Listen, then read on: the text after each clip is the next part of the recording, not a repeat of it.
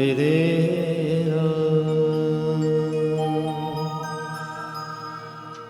मेरे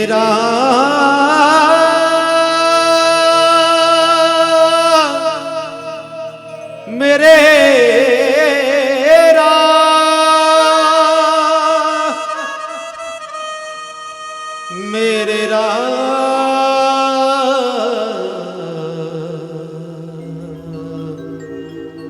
मेरे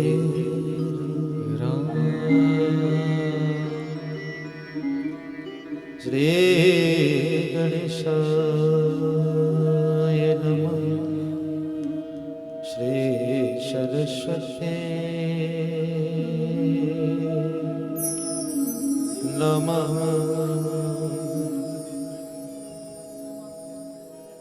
श्री गुरुचरण कमलेभ्यो नमः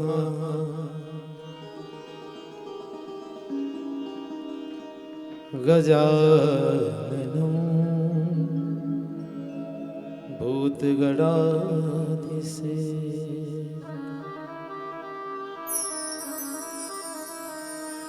कपित्थजम्बो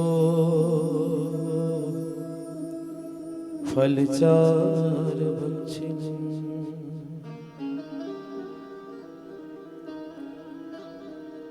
उमासुतं शोकविनाशकारिकं नमामि विघ्नेश्वरपादपङ्कजम्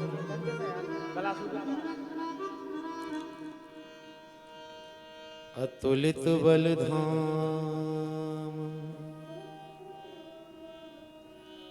हेमशैलावदेहम्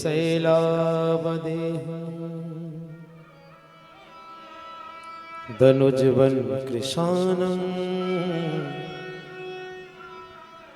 ज्ञानिनामाग्रगण्यं सकल गुण निधान बानरानामधीशं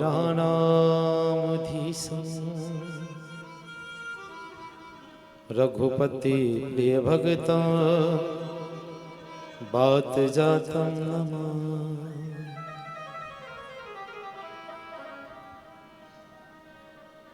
मेरो मन माणिक गिरवी दरो प्यारे मन मोहन जू के पास हो अब ब्याज मूल तिन्यो बड़ो मोहे नहीं छूटन किया कोटि बार हरि हरि कहो एक बार सी हरिदास अति प्रसन्न शीला दिली प्यारी देवी को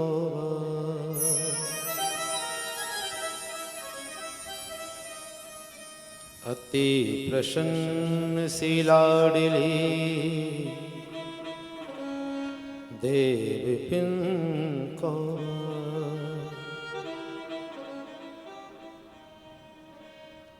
नारायणं नमस्कृत्य नारायणं नमस्कृत्य नरं चैव नरोत्तमं देवी सरस्वती व्यासं ततो जयमुदीरये गुरुर्ब्रह्मा गुरुर्विष्णु गुरुर्देवो महेश्वर गुरुर्साक्षात् परब्रह्म तस्मै श्री गुरुवे नमः।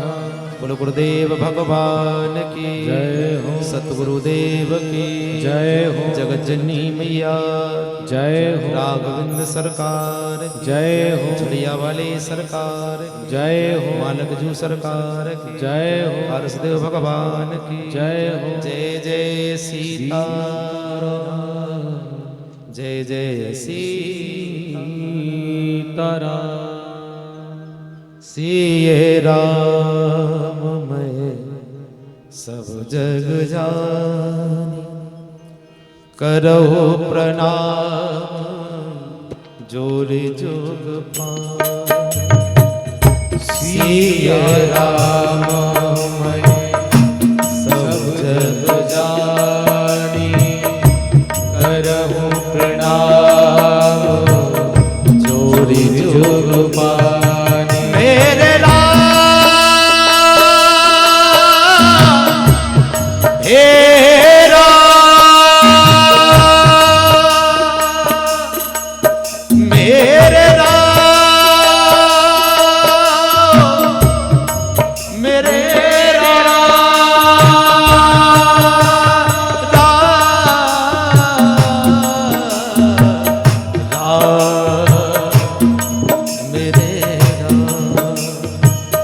सिए राम सब जग जान, करहु प्रणाम जोरि जोग पानी। जोरि जोग पानी, जोरि जोग पानी।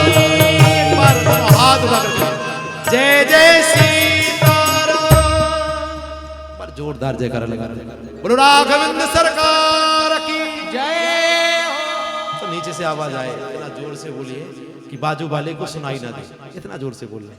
एक बार बोले बोलो राघवेंद्र सरकार की। मैंने आपसे कहा ना थोड़ा और धीरे से बोलिए। बोलो जनक नंदिनी मैया की, शंकर भगवान की जय जय श्री राधे। भगवान की विशेष कृपा हम सभी पर बरस रही है। सभी आज चतुर्थ दिवस की कथा में प्रवेश कर रहे हैं। राम नाम की यात्रा चलते चलते आज चौथा दिन है। विगत दिनों में हमने रामायण के महत्व की कथा सुनी, गुरुओं का पूजन किया, गुरुओं को वंदना की, मांबा पारंबा जगतजननी मैया सती चरित्र श्रवण किया। कल हम कथा श्रवण करते करते विवाह में वहां तक प्रवेश हो गए कि भूत भावन भोलेनाथ का जो तिलक करती है ना सासू मैया, जमाई जी का तिलक हो गया है। पाड़ी गृह संस्कार जैसे बोला जाता है, वो बोलते हैं दरवाजे का जो तिलक होता है। हाँ, तो उसके कथा के सत्संग में प्रवेश करने के पहले हम और आप अपनी मन और वाणी को पवित्र करने के लिए कुछ क्षण हरि नाम संकीर्तन करेंगे। उसके तत्पश्चात हम और आप उसी श्रृंखला में भगवान भूत भावन भोलेनाथ की बारात का भी आनंद लेंगे और माता रानी की आज विदाई भी है। हाँ, देखना विवाह जब प्रारंभ होता है ना, शुरू से ही बाबा जब शुरू से विवाह प्रारंभ होता है तो कितना महोत्सव होता है, कितनी खुशियां होती हैं। और सारा विवाह प्रारंभ होकर के विदाई पर विश्राम हो जाता है। सारी खुशियां एकदम से गम में बदल जाती हैं, सारा माहौल एकदम चेंज हो जाता है, सबके आंसू निकल आते हैं। और शायद ही कोई पत्थर दिल होगा कि बेटी की विदाई में रोए ना। सच में भैया, मैं ना अपनी सच बता रहा हूँ आपको, खुद का बता रहा हूँ। मैं अपनी बहन से बहुत लड़ता था, शुरू से ही बहुत लड़ाई होती थी। कभी मैंने अपनी बहन को ना अपना कुछ भी छूने ही नहीं दिया, कमरे में आ गई मतलब लड़ाई, दोनों की लड़ाई। और जब मेरी बहन गई ना, तो सच बता रहा हूँ, कम से कम 3-4 दिन भोजन नहीं कर पाया मैंने। ऐसा कोई भी पत्थर दिल, शायद ही पत्थर दिल होगा जो बेटी की विदाई पर रोए ना। आइए केवल चंद छंदों के लिए और कुछ क्षण भगवान के सुंदर कीर्तन में अपना जो मन है ना संसारी रूपी, इसको भगवान के चरणों में लगाने के लिए हम और आप एक साथ मिलकर के बोलो राघवेंद्र सरकार की जय हो। श्री राम जय राम जय जय राम, श्री राम जय राम जय जय राम, श्री राम जय राम जय जय राम। बोले श्री राम जय जय राम, श्री राम जय जय राम, श्री राम जय जय राम,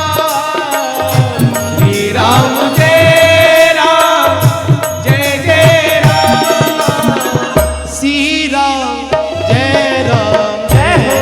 जय राम, श्री राम जय राम जय जय राम। बोले ना आप सभी श्री राम जय, पीछे वाले भी जय जय राम जय।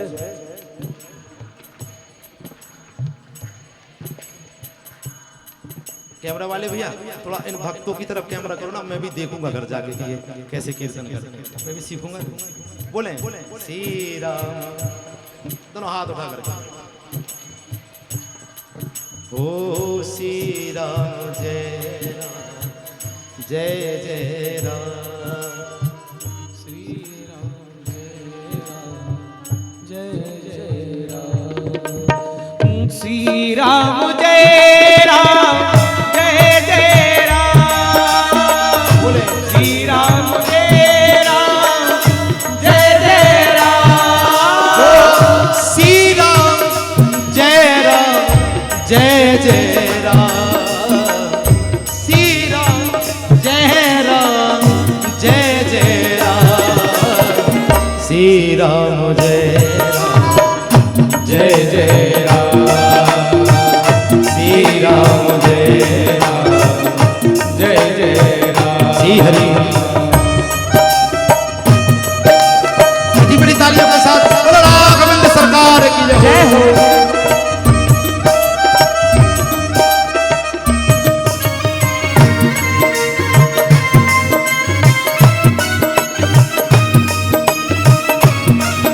हरि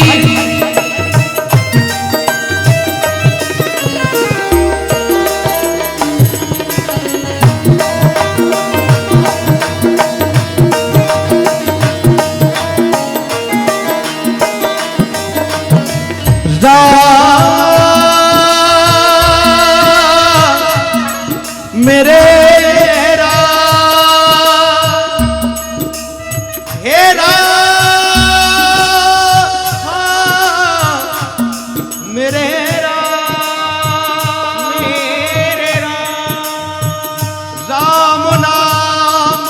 दीप धर जी देहरी द्वार, तुलसी भीतर बाहरो जब चाहे जिया, राम जय जय राम, श्री राम जय जय राम, श्री राम जय जय राम, श्री राम जय राम, श्री राम जय जय राम, श्री राम जय राम। बोले दोनों हाथ उठा करके, दोनों हाथ उठा करके श्री राम जय राम, श्री राम जय राम, श्री राम जय राम, श्री राम जय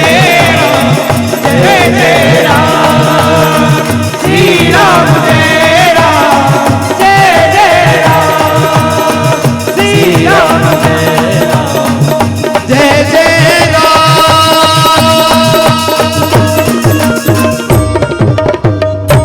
श्री राम जय राम, श्री राम जय राम।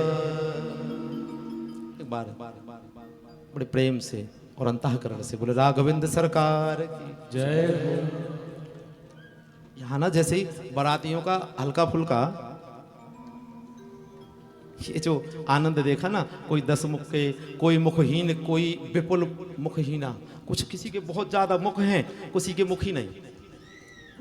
अभी पूज्य नित्य प्रातः वंदनीय सदैव स्मरणीय तपस्वी जी महाराज से, पूज्य गुरुदेव सरकार से हम और आप कथा श्रवण कर रहे थे, आज मैं भी सुन रहा था।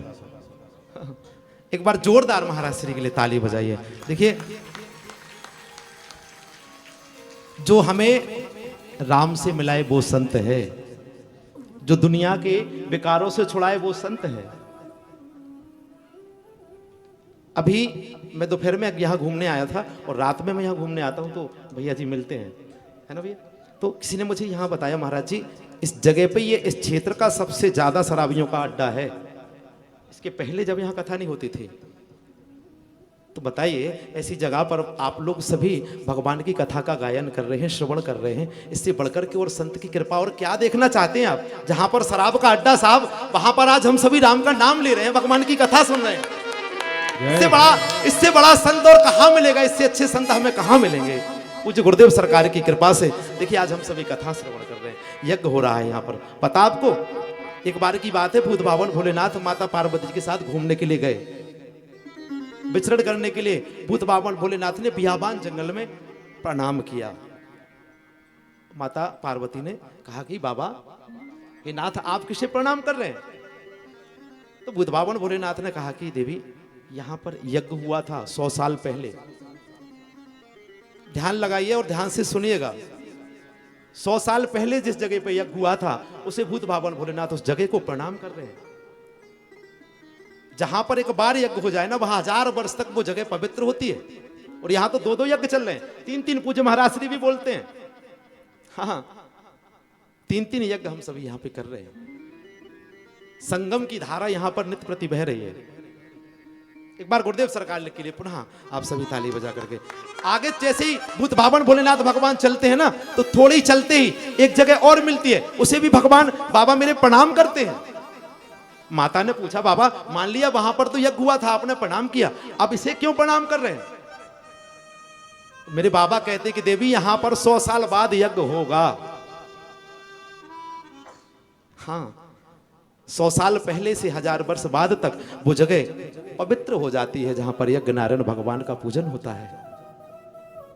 एक बार पुनः गुरुदेव सरकार के लिए मैं दिल से कहूंगा जयकारा लगाएं। बोलो गुरुदेव भगवान की, यज्ञ करता महाराज की जय हो।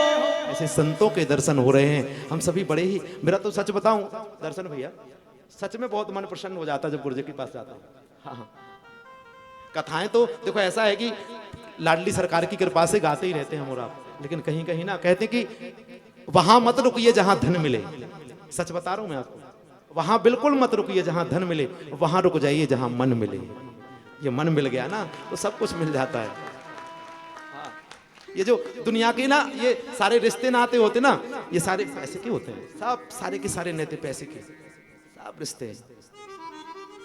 लेकिन जो संत होते ना वो केवल हमारे। अच्छा आप बताइए, गुरुदेव भगवान ने चंदा भी मांगा होगा, समझना मेरी बात को, चंदा भी मांगा होगा, आपसे कहा भी होगा, तो क्या वो अपने घर ले गए?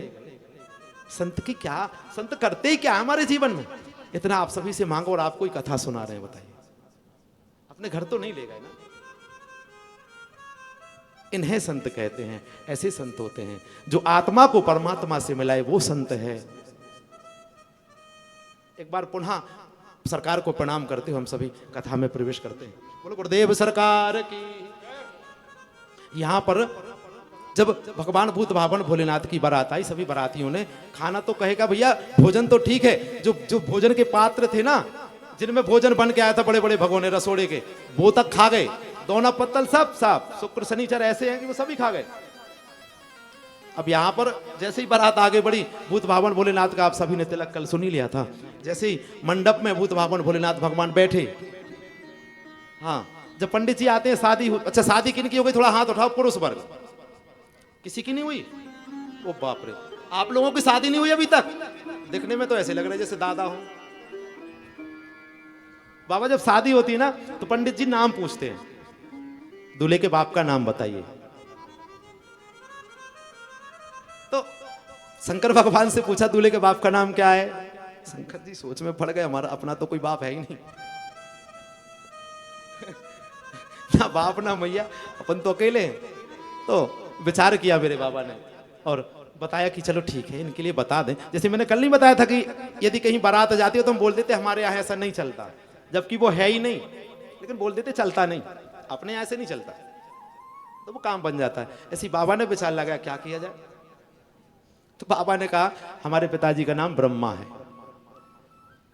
चलो बच गए। लेकिन फिर से पूछा गया और आपके पिता के पिता का नाम, बाबा ने कहा क्या फंसा रहे हैं आप सभी, चलो ठीक है फिर भी बता दिया विष्णु जी। ठीक है, पंडित जी ने फिर एक मंत्र बोला, फिर बोले उनके बाबा का नाम। आप शंकर जी परेशानी में आ गए कि दो तो जोड़ दिया जैसे तैसे झूठ बोल के, अब ये तीसरा होता है। कम से कम 5 पहेड़ी के नाम पूछे जाते हैं, शायद 7, मेरे तो 7 पूछे गए थे। हाँ। नहीं अपन तो वही सही है, अपन तो गए थे एक बार किसी का घर बर्बाद करके आ गए। हाँ, अब नहीं जाना, एक ही बार गए। तो बाबा से पूछा आपके पिताजी के पिताजी के पिताजी का नाम क्या है, बाबा कहने लगे शंकर भगवान। बोले क्या बोल रहे हैं आप, कहता शंकर नाम। बोले हम सबके बाप, मेरा भोला सबसे बड़ा है, आदि अनंत शिव है, सबसे बड़ा कोई नहीं। उन्होंने कहा हम सबके बाप है। बोलो अब क्या कह रहे हो। पंडित जी ने कहा बड़ा अटपट दूल्हा है, अब बताओ कोई मंडप में ऐसा बोले कि हम सबके बाप। बोले ये दादा के परदादा, इन सबके बाप हम। पंडित जी ने प्रणाम किया, पाणी गृह संस्कार शुरू हुआ। और आपको शायद पता है यहाँ पे क्या बोलते हैं, खाम को क्या बोलते हैं जो गड़ता है, खाम। शादी में खाम गड़ता है ना, गड़ता है ना लकड़ी का एक, वो उसमें कुछ खाम ही बोलते हैं ना, क्या बोलते हैं, लकड़ी का गड़ा रहता है जो, खाम ही बोलते हैं ना, खाम ना, समझ रहे ना मैं खाम बोल रहा हूं। तो मेरा ये रहता है कि आपको समझ में आना चाहिए बस। हाँ, जहां जो कहते हैं मैं वही बोलता हूं। हमारे यहाँ तो खाम कहते हैं। तो वो खाम जो गड़ा ना, उसको पता है क्यों गाड़ा जाता है, कोई बताएगा। इतने बुजुर्ग बाग बैठे, मेरे दादा की उम्र के भी बैठे, मेरे तो ठीक मेरे पापा की उम्र के बैठे, कोई बताएगा क्या। बाबा आपको पता है खाम क्यों गाड़ा जाता है, वो बुजुर्ग बाबा बैठे वो बताएंगे क्यों गाड़ा जाता है। बाबा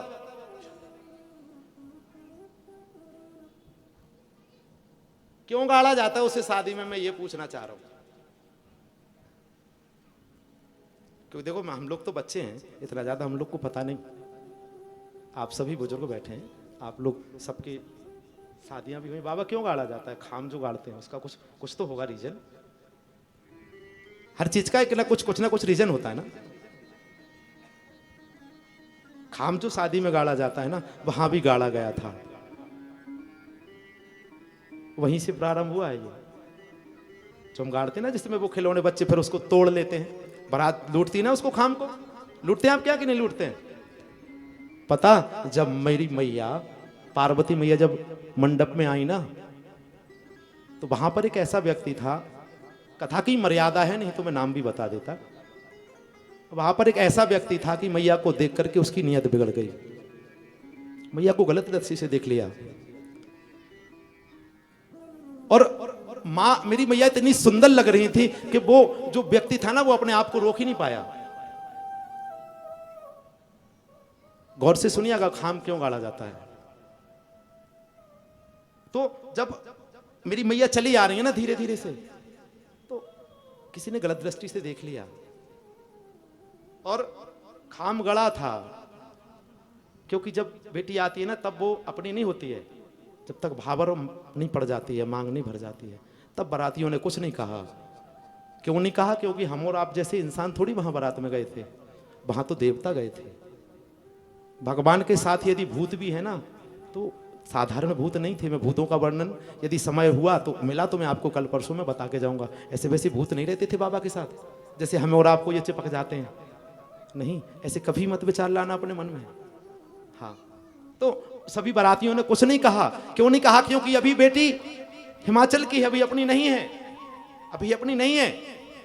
और ज्यों ही पाणी गृह संस्कार पूरा हुआ, शादी पूरी हुई, विवाह संपन्न हुआ, तो उस खाम को खाड़ करके बताया।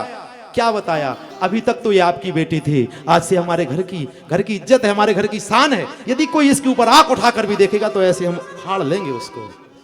इसलिए वो उखाड़ा जाता है, वहां पर चेतावनी दी जाती है, ऐसे उखाड़ देंगे आपको यदि हमारी इस बेटी को, हमारी बहू को गंदी निगाह से देखा तो। हर चीज का हमारे सनातन धर्म में, हमारे भारत में हर चीज का कुछ ना कुछ रीजन है। बस हम और आप इतनी गलतियां करते हैं कि हमारे जो धर्म की जो रीतियां हैं ना, हम उसे भूलते जा रहे हैं। देखो साहब, कोई बैठे हो यहाँ पर तो मैं हाथ छोड़ करके निवेदन चाहता हूँ, क्षमा करिएगा, आप बुरा मत मानिए, लेकिन भैया पता आपने देखा होगा आजकल एक सिस्टम चल गया है, जाकर के रिसेप्शन में वो क्या बोलते हैं वहाँ पे, गार्डन वगैरह में ना, यहाँ गार्डन ही बोलते होंगे ना, गार्डन में शादियाँ होती कि नहीं होती हैं? घर से शादियाँ होना तो शायद अब गरीबी घर में होती होंगी, जो गरीब होता होगा, नहीं तो बंद रिसोर्ट वगैरह ये सब बुक होते हैं अब तो। आपने कभी सोचा रिसोर्ट वाला इतना बड़ा आदमी क्यों होता है? हाँ, जब बेटी घर से जाती है ना, तो आपके यहां से होता हो नहीं होता हो, बेटी ऐसे चावल फेंक के जाती है, पीछे जाती है ना। क्यों फेंके जाते हैं चावल? मेरी मैयाओं, मेरे बाबाओं, मैं हाथ जोड़ के निवेदन करूं, अपनी लौकिक रीतियों को मत खो। इनको अभी भी वक्त है, नहीं तो एक समय ऐसा आ जाएगा कि किसी को पता ही नहीं रहेगा, क्योंकि आप लोगों के बाद और दूसरा कोई जानने वाला है ही नहीं। आप ही खो देंगे तो फिर बच्चे कैसे करेंगे? यदि आज कुछ हो रहा है ना, बच्चे बिगड़ रहे हैं, तो मैं 3 दिन से कह रहा हूं कि बच्चों की गलती, बहनों की गलती, भाइयों की गलती, लेकिन मैं बताऊं प्यारे, हमारी भी गलती है, माँ बाप की भी गलती है। जब माँ बाप ही नहीं सुधरे तो बच्चे कहां से सुधरेंगे? माँ बाप को ही पता नहीं हमारे धर्म के बारे में, और बताएगा कोई कब? जब पता होगा तब ना। तो मैं निवेदन कर रहा था, जब बेटी जाती है ना, तो अब आजकल घर तो आती नहीं है, विदाई तो वहीं से हो जाती है, गार्डन से। जब बेटी का जन्म होता है, हम उसे लक्ष्मी के रूप में देखते हैं। हमारे घर लक्ष्मी आई है, माता का जन्म हुआ है, मैया आई है। मानते कि नहीं मानते? आपके यहाँ मानते कि नहीं? हमारे यहाँ तो मानते हैं भाई, पूरे भारत में मानते ना बाबा, लक्ष्मी का रूप मानते हैं। तो जब वो चावल फेंकते हैं ना, तो वो बेटी विनती करती है कि जब मैं यहाँ इस घर में आई थी ना, तो इस घर ने मुझे लक्ष्मी माना था, और माँ लक्ष्मी, मैं आपसे निवेदन करती हूँ, ये जो मेरे घर की वैभव है, मैं जो लक्ष्मी हूँ ना, ये सब मैं केवल इस घर से बेटी जाए, लक्ष्मी ना जाए। वो फेंक करके चावल तब जाती है, और अब वो चावल कहाँ फेंक रहे हैं? रिसोर्ट में, रिसेप्शन में। तो वो बढ़ रहे हैं और हम मिट रहे हैं। बंद करिए, मैं कहता हूं बिल्कुल रिसोर्ट में शादी करिए, लेकिन बेटी की विदाई घर से करिए। क्या जा रहा है साहब, आपका 2 घंटे का काम है। वही बेटी जब घर से विदा होगी ना, तो आपको सुख शांति होगी, वो बेटी को भी होगी। हाँ, पहले केवल 7 फेरे वाली शादियां हिट हो जाती थी, अभी तक चल रही हैं। आजकल तो क्या बताऊं, 21 फेरे लगवा दो फिर भी मुश्किल से 3-4 साल बस खत्म। क्यों? मेरे बाबा सामने बैठे हैं यजमान जी, उम्र देखो कितनी हो गई है, अभी तक एक ही शादी पे हैं। और आजकल के नौजवान, आज शादी कल रिश्ता खत्म, प्लेन उतरा दिल में गया और रॉकेट क्रॉस, खत्म। और जिस दिन ना आप एक बार करके देखना, आपके घर में शादी हो जब, तो घर का जो बड़ा बेटा है ना, एक पीले वस्त्र में या फिर लाल वस्त्र में, थोड़े से चावल पीले कलर में रंग के, इस बात को लिख लेना कि राकेश नंदन आया था, राकेश नंदन ठाकुर जी नाम का कोई, वो बता के गया था। और नंबर वहां पे यही नहीं हो तो भैया जी से ले लेना, दर्शन जी से, आप मुझे फोन करके बताना, एक बार करके देखना इस बात को।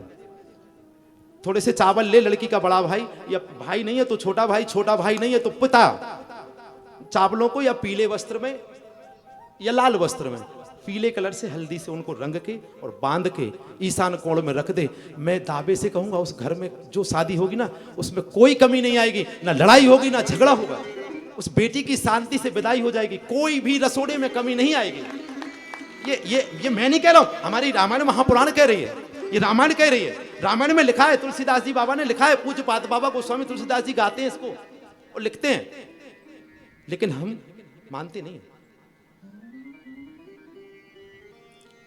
यहां बाबा से दादा के दादा का दादा के दादा का नाम पूछा गया, बाबा ने कहा हम ही सब कुछ हैं, हम सबके बाप हैं, हमसे बड़ा कोई नहीं। ये जैसे तैसे शादी हुई, भावर पड़ी, अब साहब आगे बढ़ती है बात, तो विदाई का समय आता है ना, जब विदाई का समय आया ना, तो मैना रानी ने मोहल्ले की महिलाओं को बुलाया। आपके यहां बुलाते हैं जब विदाई होती है, तो उनने खाली बुलाया नहीं, एक घर में बैठाला, कमरे में बैठाला कि मेरी बेटी आज विदा हो रही है। जो सुहागन स्त्रियां होती हैं ना, पतिव्रता स्त्रियां होती हैं, उनको बुलाया और बुला करके कहा कि मेरी बेटी को कुछ गृहस्थ की शिक्षा दो, गृहस्थ जीवन की शिक्षा दो, कैसे रहना चाहिए कैसे नहीं रहना चाहिए। भाई आजकल ये भी बंद हो गया, मैं निवेदन करूं मेरी मैयाओं, जब आपकी बेटी की शादी हो ना, जब विदाई हो, आपको जो लगे आपके मोहल्ले में, गांव में, परिवार में कि ये सही है, पतिव्रता है, उनसे अपनी बेटी को शिक्षा दिलवाइए। बंद हो गया ना ये सब, अब नहीं होता। हमारे भारत की जो माँ होती थी ना पहले, माँ तो आज भी होती हैं, लेकिन जो पहले हुआ करती थी ना, वो बेटी से कहती थी, बेटी आज से हमने तुम्हें दान कर दिया, आप हमारी नहीं है, दोनों कुल की लाज को रखना बिटिया, लाज जाने ना पाए, तेरे पापा की नाक कटने ना पाए, तेरे बाप ने तुझे पाल पोस कर इतना बड़ा किया बेटी, अब तू दोनों कुलों की लाज को रखना, जिनके यहां जा रही है उनकी होके रहना। लेकिन आजकल नहीं, बेटी गई नहीं पूरी वहां पहुंची नहीं, सुन कुछ हो जाए तो फोन करके बताना, वहीं से उठवा लेंगे। बताइए कैसे घर चलेगा। मैं निवेदन करूं, जब तक देखो बिल्कुल किसी के दिल को ठेस पहुंचती है तो मैं निवेदन करता हूं, माफी चाहता हूं, पहुंचती है तो पहुंच जाए, हमें क्या, हमें तो 3 दिन बाद निकल जाना। हाँ। और साहब राकेश नंदन ये कहता भी नहीं है कि मैं आप कभी बुलाना, नहीं, कथा अच्छी लगे, बात अच्छी लगे तो बुलाना, नहीं तो कोई जरूरी नहीं। लेकिन प्यारे धर्म को नहीं छोड़ना, मुझे छोड़ देना, मेरे जैसे कई आएंगे चले जाएंगे, लेकिन धर्म यदि चला गया तो दोबारा नहीं बचेगा प्यारे, दोबारा हमको फिर ये जन्म नहीं मिलने वाला, इसी जन्म में हमें सब कुछ करना है।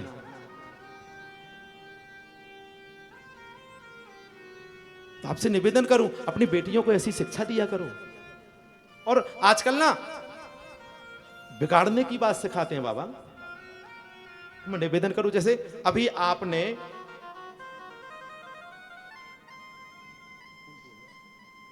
ये पुष्प लिया, सुनिएगा, ये पुष्प लिया,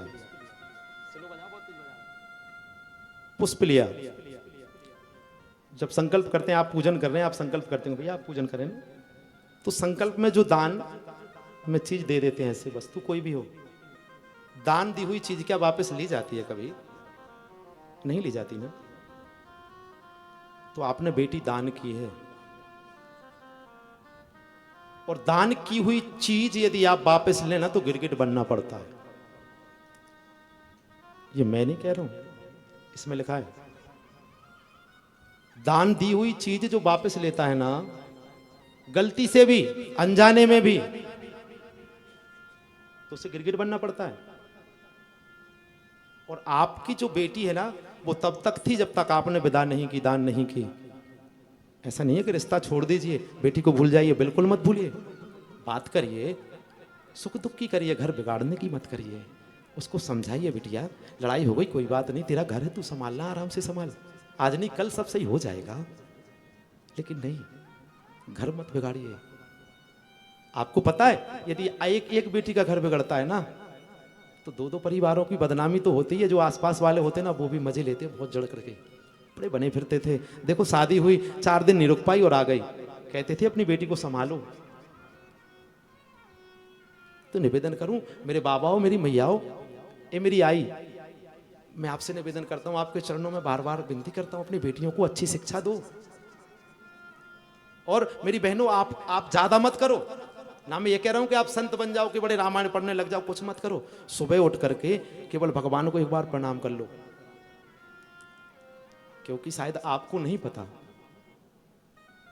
जो बाप है ना, उसने कितना सहा है, कितना किया है। एक बाप बेटी की शादी में क्या क्या नहीं जोड़ता।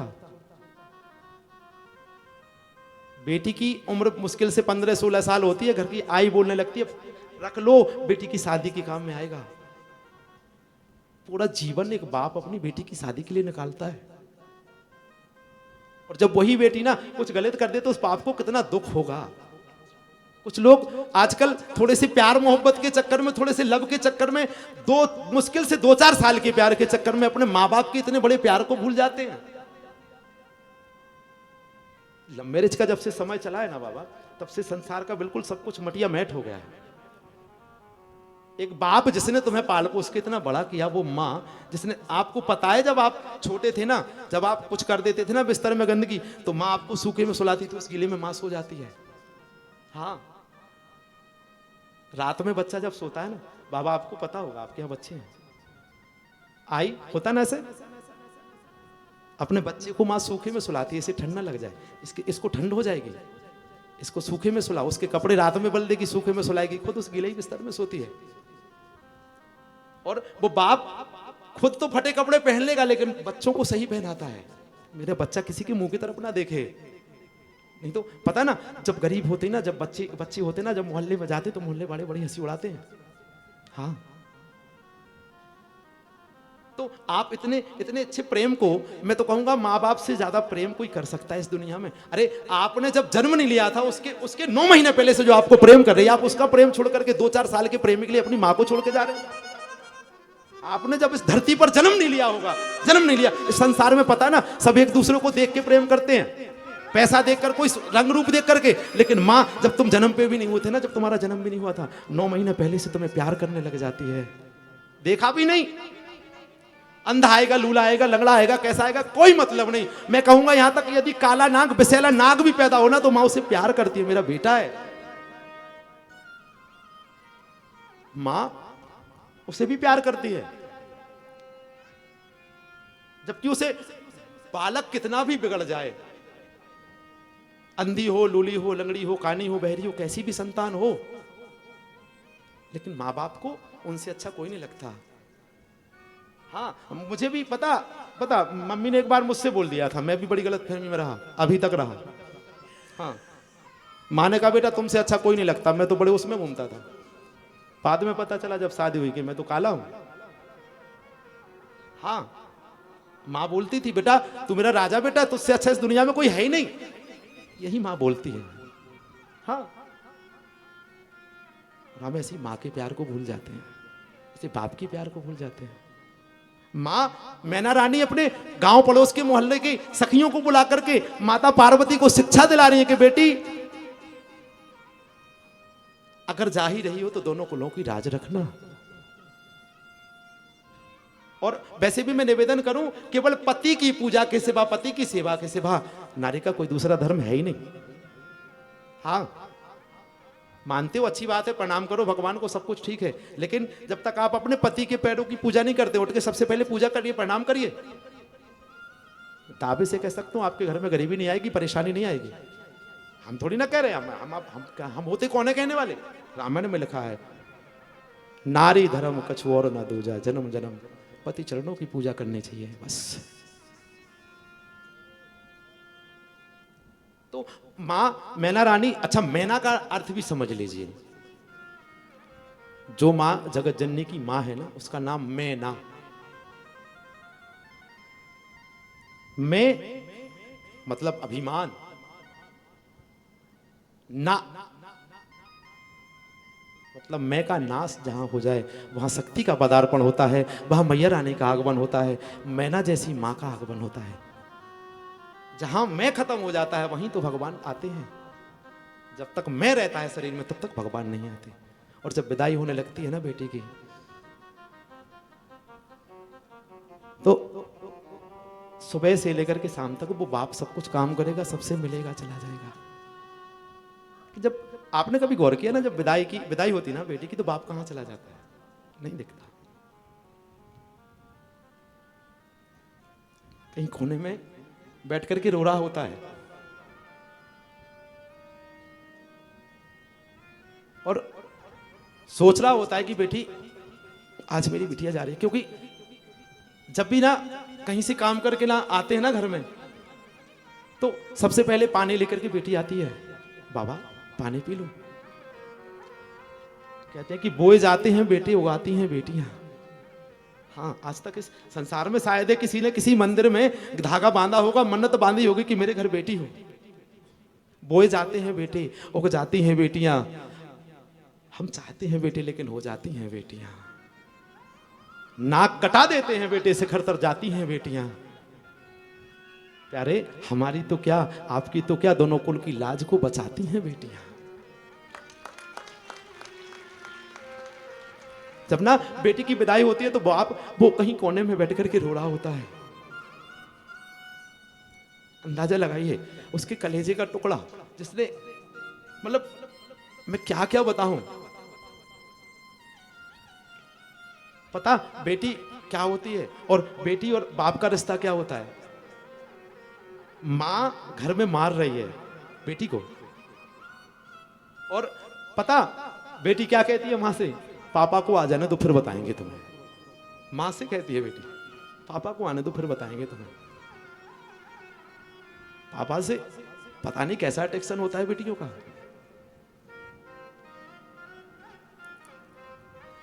वो बाप कहीं कोने में बैठा बैठा रो रहा है, और है ना, एक जैसे अंदाजा लगाइए, वो जब बेटी विदा हो रही है, मैया की विदाई हो रही है, चारों तरफ गम का माहौल है।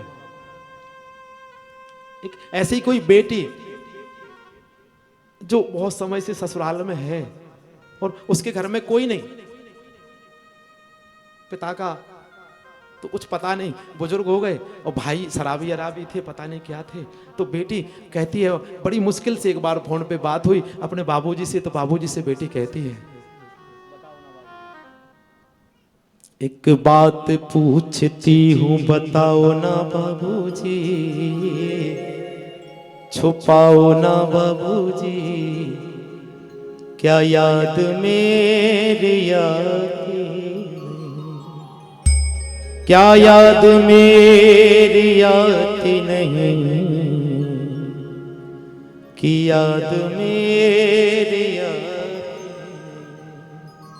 और पता उस बेटी ने पूछा बाबुल से, जब जन्म हुआ मेरा सभी रोए बहुत थे, दादी ने मारा माँ को कहा कहां से आई, सब बेटों को क्यों करते प्यार बताओ ना बाबूजी, छुपाओ ना बाबूजी, कि याद मेरी आती।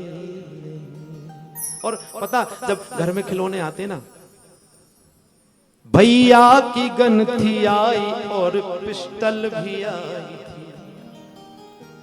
जब बाबा बाजार जाते ना तो मेरे लिए गल्ला ना, बाबा से बोलते वो छोटे छोटे खिलौने, टॉफी भी आई भाई को, हाँ ऐसे होता है, और टोपी आई थी, छोटी सी फ्रॉक मेरी लाते हो बाबूजी, छुपाओ ना बाबूजी, कि याद मेरी आती।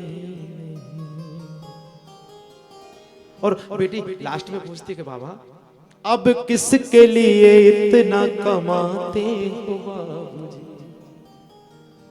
हो चली उम्र क्यों ना अब तुम सोते बाबूजी। बेटी ससुराल से फोन पे पूछ रही कि बाबा अब रात रात भर क्यों जागते हो, ड्यूटी क्यों जाते हो, तो आपने मेरी शादी भी कर दी।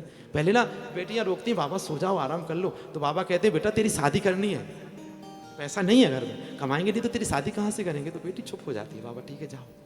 अब बेटी फोन से पूछ रही है, अब किसके लिए इतना कमाते हो बाबूजी, क्यों अब न चैन से तुम सोते हो बाबूजी, माँ भी नहीं है घर में कैसे रहते बाबूजी, बताओ ना बाबूजी, कि याद मेरी आती नहीं,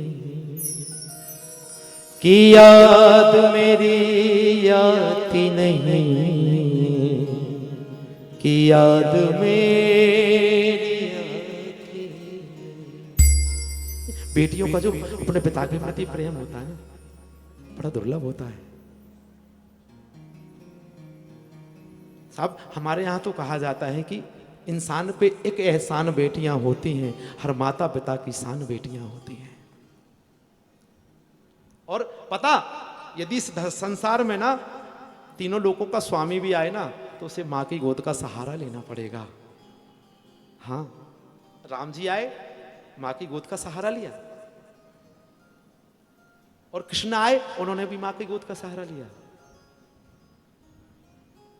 और एक भ्रांतियां और मेरी आइयों के और मेरी बहनों के दिमाग में घुसी हुई है, मैं निवेदन करूं, आजकल एक बात चल रही है बराबरी कि लड़की और लड़के में बराबरी। अरे आपका दर्जा बहुत पहले से ऊपर है, आप देवी हैं, आप बराबरी करके खुद को छोटा कर रही हैं, आप तो पहले से ही बड़ी हैं। साहब जैसे हमारी माताओं में, हमारी बहनों में बाबा सहन शक्ति होती है ना, हमें नहीं होती। अब आप स्वयं सोचिए, इस पंडाल में कितनी संख्या है मेरी माओ की, और बाबा कितने से बैठे। धर्म के क्षेत्र में देख लीजिए, कर्म के क्षेत्र में देख लीजिए, परिवार के क्षेत्र में देख लीजिए, आपको सबसे आगे हमारी माताएं मिलेंगी। मैं तो साहब यहां तक कह दूं कि धर्म आपसे ही चल रहा है। बाबा लोग तो खाली पैसा खर्च कर सकते हैं बस, वो साबल में क्या इतने पुरुष हैं।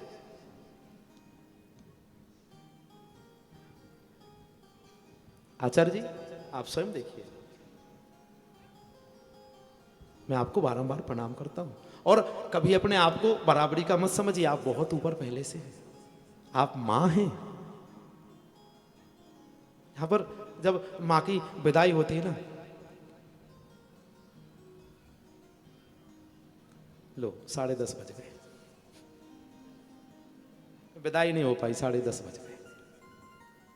साहब समय किसी के लिए नहीं रुकता, और समय की एक खासियत और होती है, ये सबका बाप होता है, कब किसका बदल दे कोई नहीं जानता। जैसे ही मां अंबा पारम्बार की विदाई हुई,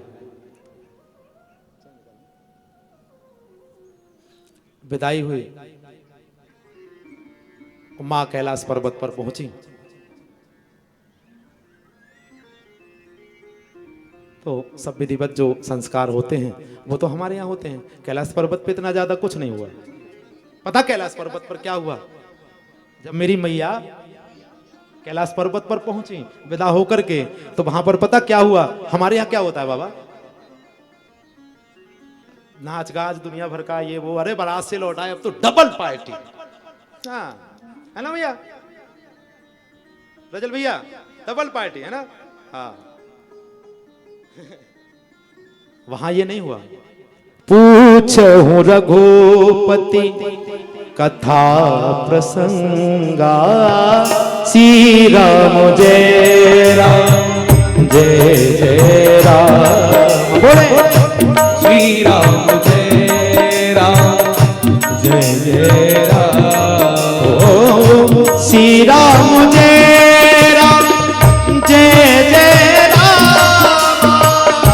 श्री राम जय राम जय जय राम। श्री राम जय राम जय जय राम। श्री राम जय राम जय जय राम। ओ श्री राम जय राम जय जय राम। श्री राम जय राम जय जय राम जय जय राम। माता पार्वती ने आकर के सबसे पहले भूत बाबर भोलेनाथ से कहा कि मुझे राम कथा सुनाइए। हाँ, क्योंकि इन्हें ज्ञात था, पिछले जन्म की इन्हें कथा पता थी।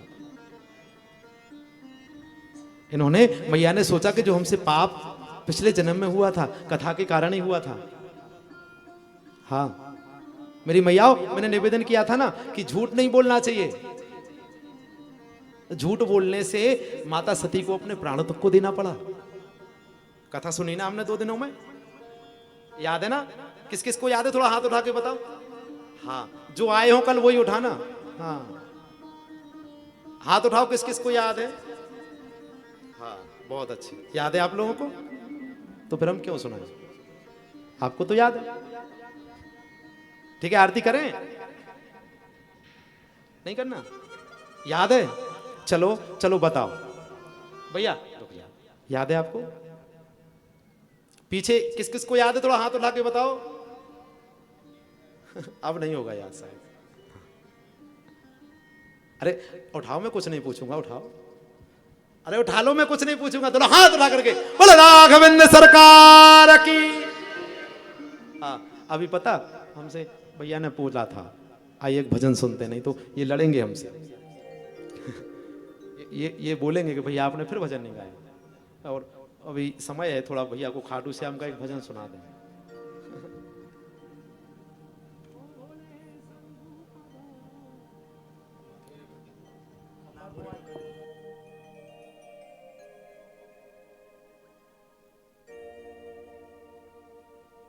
बार बोले बोले हारे के सहारे की जय खाटू नरेश की।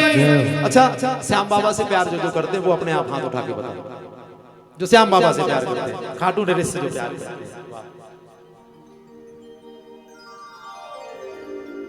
ओ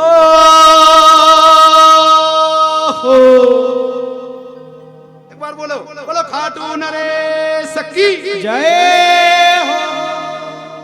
आप लोग बोलिए बोल खाटू नरेश की।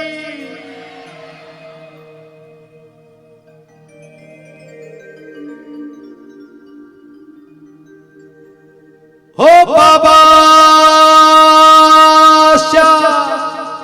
हो बाबा इतनी कृपा में तेरी हो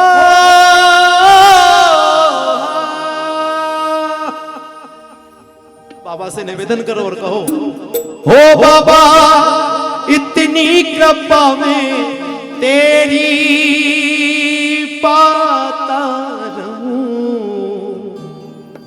तो खाटू बुलाता रहे हो खाटू बुलाता रहे। हाथ उठा के कहो ना जिनको आना है। देखो बाबा हमारी इतनी औकात तो नहीं है कि हम कह दें कि तू बुला, हाँ लेकिन हम निवेदन कर रहे हैं बाबा तू खाटू बुलाता रहे और मैं आता रहूं। खाटू बुलाता रहे और मैं आता हो बाबा ओ बाबा इतनी कृपा में तेरी पाता रहूं। खाटू बुलाता रहे हो खाटू बुलाता रहे और मैं आता रहूं। खाटू बुलाता रहे और मैं आता हारे के सहारे की जय हो।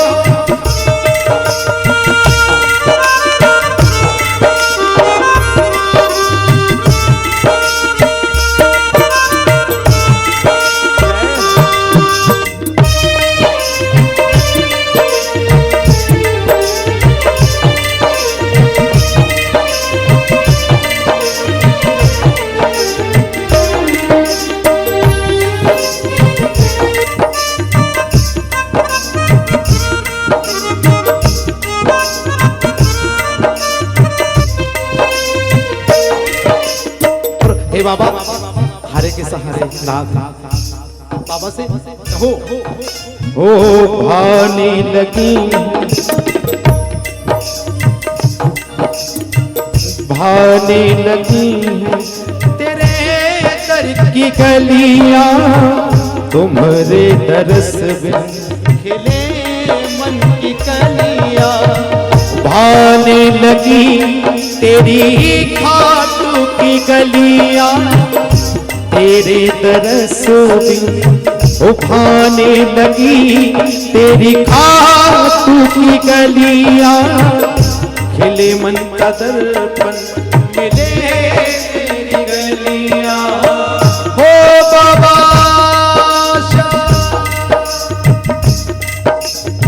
ओ बाबा इतनी कृपा में तेरी पाता माइक वाले भैया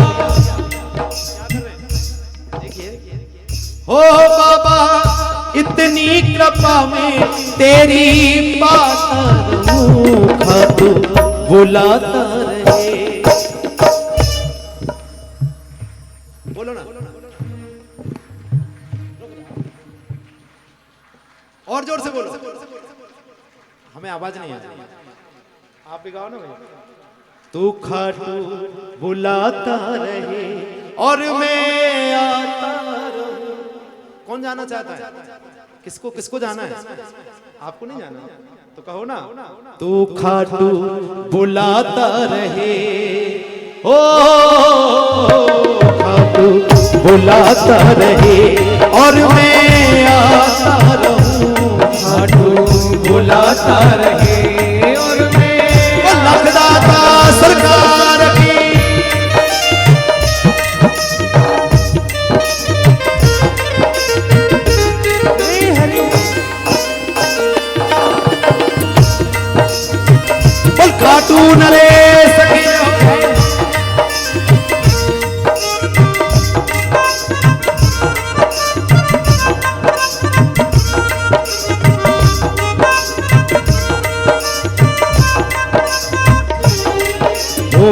जब से तेरी चौखट पे सर ये झुका है, रुका हुआ मेरा सब काम बना है।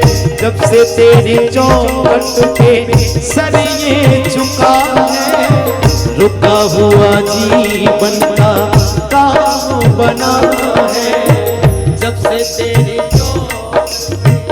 सर ये झुका है, रुका हुआ जीवन का हर काम।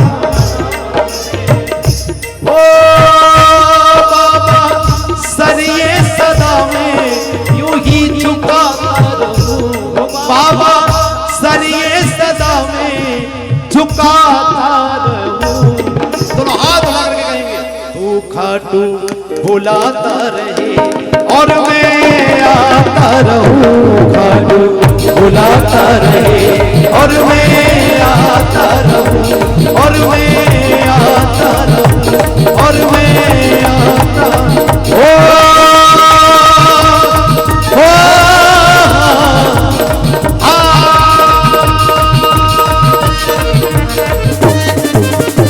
बोल खाटू नरेश की जय। कहो ना, हारा हूं बाबा पर तुझ पे भरोसा है, और जीतूंगा एक दिन, मेरा दिल ये कहता।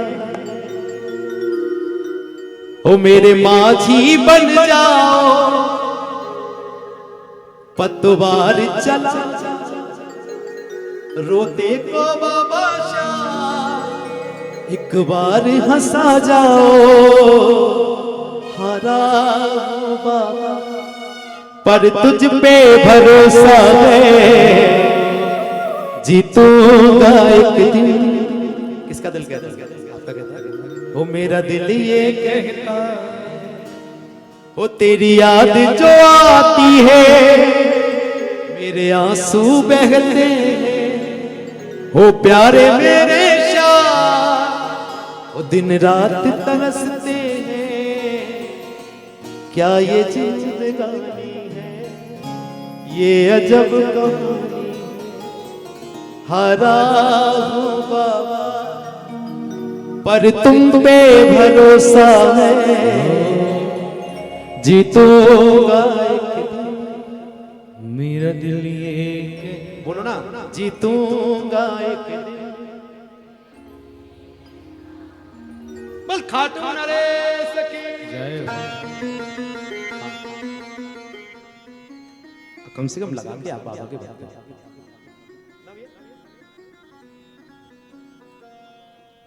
यहाँ पर माता रानी ने हरी चर्चा श्रवण की, राम चर्चा की। और मेरी बहनों, पता जब आप भी जाओ ना तो अपने ससुराल जब जाओ ना तो अपने बड़ों से भगवान की चर्चा करना, राम की चर्चा करना, अपनी सासू माँ को प्रणाम करना। और मैंने कल भी कहा था कि जहाँ हमारे पतिदेव प्रणाम करें ना, जहाँ हमारे गुरुदेव प्रणाम करें, हम अपने गुरु के साथ में हैं, हम अपने पति के साथ में हैं, और छोटा भाई बड़े भाई के साथ में है या पिता के साथ में है। जहाँ बड़ा पापा प्रणाम कर रहे हैं ना, तुरंत साष्टांग कर लो, पूछने की जरूरत नहीं है। हमारा बाप प्रणाम कर रहा है, हमारा पति प्रणाम कर रहा है, हमारी औकात रही क्या जाती है। तो भैया ने राम की चर्चा की। अधिकांश क्या, हर शादी में काम की चर्चा होती है, लेकिन एक ऐसी शादी भी हुई जहां राम की चर्चा हुई। शादी होने पर राम कथा हुई।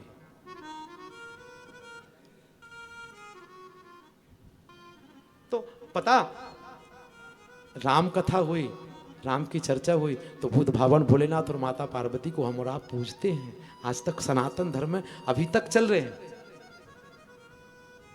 और हम काम की चर्चा करते हैं, दाम की चर्चा करते हैं। अच्छा, अभी मैंने कहा था ना कि बेटी को जब हमने दान कर दिया तो वो फिर हमारी नहीं रह जाती, दान की हुई वस्तु। तो बेटे वाले भी ज्यादा खुश नहीं होना कि महाराज जी ने अच्छा बता दिया। आप हम बोलेंगे तो आपने दान किया, इसको बारे में बोलने का नहीं। यदि आपने दहेज लिया है ना तो आपने भी अपना बेटा बेचा है। हाँ, कोई भी चीज हम खरीदते हैं, पैसे देते हैं, चीज मिल जाती है। बाजार चलो, आपको क्या चाहिए, तो लड़के भी बिक रहे हैं। हाँ, और कैसे बिक रहे हैं? खुलेआम।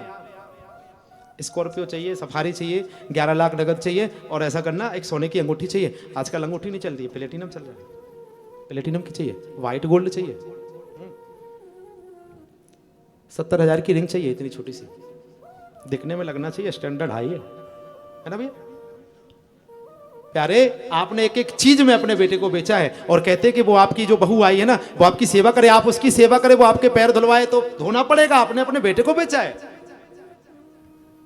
हाँ, पैसे दिए हैं उसके बाप ने भाई। जिसके बाप ने 10-20 लाख रुपए देकर के कोई वस्तु ही हो गई, फिर तो वो खरीदी है उसकी बेटी, उसका सम्मान करेगी। जिस दिन बात आ गई ना, उस दिन कह देंगे, ये जो कुर्ते पहने हो ना, ये मेरे बाप के दिए हुए हैं, क्या कर लोगे आप? बाबा क्या कर लोगे आप? कह देंगे बैठ, ये सोफा मेरे बाप ने दिया है, उस पे से हटो, क्या कर लोगे आप? जैसे ना हम दान दी हुई वस्तु का ना फिर से नाम नहीं लेना चाहिए। ऐसे बेटी की भी मत सोचना दहेज लेकर के कि वो तुम्हारा रहेगा, तभी तो रहते नहीं आजकल। पहले दहेज नहीं चलता था तो साथ में रहती थी बहू बेटी, माँ बाप की सेवा करती थी। अब आज आपने पहले ही ले लिया तो वो बेटी जानती है कि पहले से भिखमंगे इनकी क्या क्या क्या इज्जत करना। भीख मांगने जो हमारे दरबार में आए हैं, जो हमारे दरवाजे पे भीख मांगने आता है, किसने पैर छुए भिखारी के? जरा हाथ उठा कर बताओ, जो सुबह भीख मांगने आते हैं अपने घर में, उनके कौन कौन पैर छूता है? यही बेटी सोच लेती है। क्योंकि आजकल स्मार्ट लोग हो गए ना, ज्यादातर पढ़े लिखे, थोड़ी सी चीज बोले इतना बड़ा अंदाजा लगाते हैं, तो बेटी भी ऐसी लगा लेती है। और मैं उस बेटी को प्रणाम करता हूं, बिल्कुल सही करती हो तुम, कुछ तो सुधार हो तभी समझ में आएगी। और बेटियों, मैं आपसे कहूं, बिल्कुल याद रखना इस बात को, आपके बाप ने खरीद के आपको वस्तु दी है, उसका इस्तेमाल वैसे ही करना जैसे वो तुम्हारा करे। यदि तुम्हारा सम्मान होता है तो तुम भी सम्मान करो, हाँ? नहीं तो भाई खरीदी हुई चीज तो हम जैसे चाहें वैसे यूज कर सकते हैं। मेरा कहने का मतलब यह भी नहीं है कि आप जाकर के लड़ाई करें घरों में। आप सबसे कहने का मेरा तात्पर्य केवल इतना है कि दोनों तरफ जब पलड़ा बराबर होता है ना, तब रिश्ते निभते हैं, तब रिश्ते चलते हैं। तो दोनों तरफ बराबरी का संबंध रखिए ना। आपको लगता है कि बेटी का बाप देने योग्य है, ऐसा इस संसार में कोई भी बाप नहीं है जो अपनी औकात से बढ़कर के अपनी बेटी को दहेज ना दे। आप मांगना बंद तो करिए साहब। कौन बाप चाहता कि मेरी बेटी खाली हाथ विदा हो जाए? बाबा चाहता कोई ऐसा? हर बाप दुनिया का साहब अपनी औकात से ज्यादा देने की सोचता है। लेकिन फिर भी भीख मांग करके हम भिखमंगे बने डोलते हैं। 4 दिन बाद जब हुई बेटी ना आकर के घर क्लेश करती है, लड़ाई होती है, तो फिर हाथ डुलाते घूमते हैं, बाबा हाथ देखो क्या हुआ, हमारे घर में तो कलेश मचा है। मचेगा ही कलेश। तुमने ये तो पूछा नहीं जाकर के वहां की आपकी बेटी को रामायण पढ़ना आता है? आपकी बेटी को भगवान को भोग लगाना आता है? पहले पूछते थे आपकी बेटी को श्लोक पढ़ना आता है क्या? पूछते थे ना बाबा। आपकी बेटी को रामायण का गायन आता है? आजकल नहीं पूछते। आजकल तो रील बनाना आ गया, हीरो हो गए आप। हाँ, रील बनाना बस आना चाहिए। बस अपने आप को पहले पता, हमें जब मुजरा देखना होता था ना, हाँ मैं तो भाई देखो कल भी नहीं बन किया था, अपना तो सीधा सीधा काम है, बिल्कुल मर्यादा में बात बहुत कम होती है अपनी, तो स्पष्ट बोलने का चक्कर है अपना, सबसे बड़ी बात यही है। मेरे राम साहब बोलते हैं, पहले ना हमें मुजरा देखना होता था बाबा तो कोठों पे जाते थे। आज यदि मुजरा देखना है, इंस्टाग्राम खोल लो, कहीं जाने की जरूरत नहीं है। और वो भी पता, कोठे पर जो नाचने वाली होती थी वो बेश्याएं होती थी, वो नाचने वाली होती थी। आज बड़े बड़े घर की बेटियां और इंस्टाग्राम पर नाच रही हैं, वाह सबका मुजरा देखो, आनंद लो, होता है ना।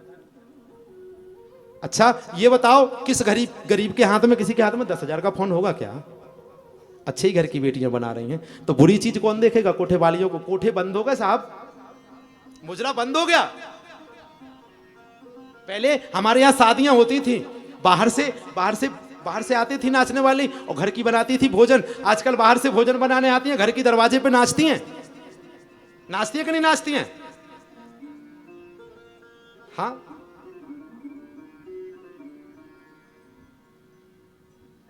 हाँ, हंसने की बात नहीं है, हंसने का विषय नहीं है। शर्म करिए अपने आप पर। हम क्या थे और क्या हो गए। आप यदि छोटे कपड़े पहन के अपने आप को मॉडल समझते हैं, मॉडर्न समझते हैं, तो मैं आपको बिल्कुल मॉडर्न नहीं समझता। आप अपना अंग दिखा रहे हैं और हम कह देते हैं बड़े उसमें, अरे नई सोच रखो, नई सोच रखो। क्या नई सोच रखो? बहनों, आपके कपड़ों से हमें दिक्कत नहीं है, ना किसी को है। आपको वही रोकेगा जिससे आपको प्रेम होगा, आपका भाई, आपका पिता, आपका शुभचिंतक। जिस दिन ना आप लोगों को यह पता चल जाए कि आपको पुरुष कैसी नजर से देखता, आप अपने आप को 10 कपड़ों में लपेट के निकलोगी बाहर, ये मैं कह सकता हूं। जिस दिन ना पता चल जाए ना कि हम कैसी नजर से देखते हैं, उस दिन आप अपने आप को 10 कपड़ों में लपेट के घूमोगी। अरे मेरी बहनों, मेरी माइयों, मेरी आइयों, इन सब चीजों पे नाचना मटकना बंद करो। भगवान की कथा सुनो, भगवान की चर्चा करो, घरों में भगवान की लीलाएं सुनो। जो आप उल्टा सीधा अंग प्रदर्शन करके चाहते ना, थोड़े बहुत फॉलोवर्स बढ़ जाते हैं, थोड़ा पैसा आ जाता है, इससे कुछ नहीं होगा। उसमें कमेंट पढ़ना कभी, कितने अच्छे अच्छे लिखे होते हैं।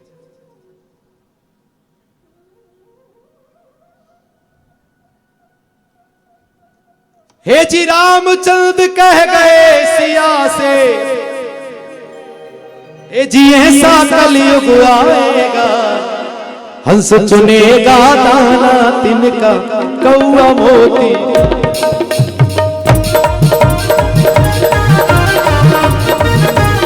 हे जी रे हो, रामचंद्र कह गए सिया से, रामचंद्र कह गए सिया से, ऐसा कलयुग आएगा, हंस चुनेगा दाना तिनका कौआ मोती आएगा।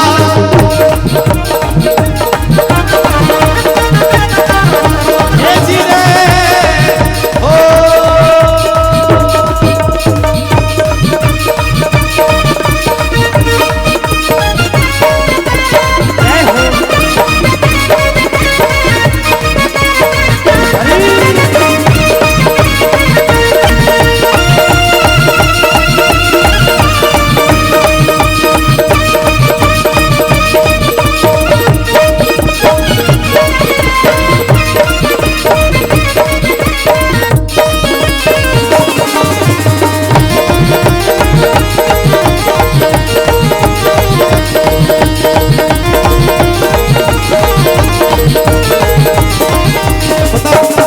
मंदिर सूना सूना होगा, धरी रहेगी मधुशाला।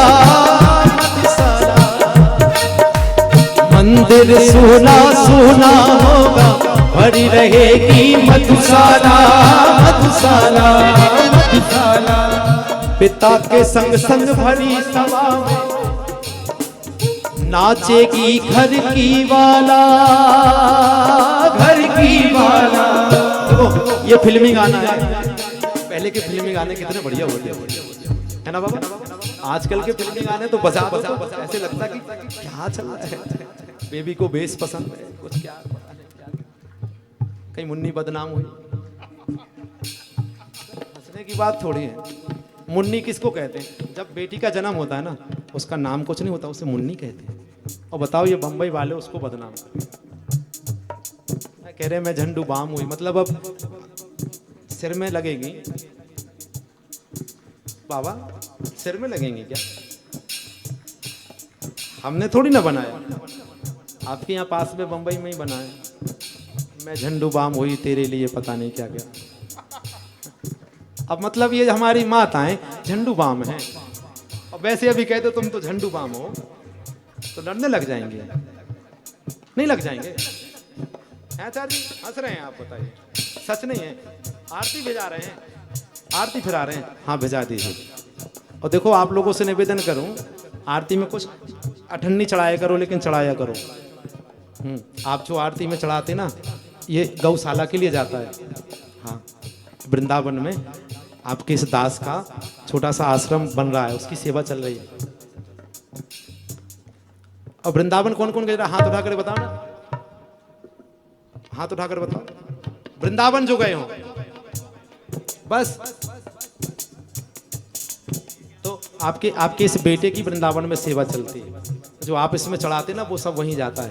जो दीनहीन होते ना, जिनके बच्चे पढ़ने तक के पैसे नहीं होते, लिखने के पैसे नहीं होते, सिर्फ बहुत आते हैं, भोजन चलता है।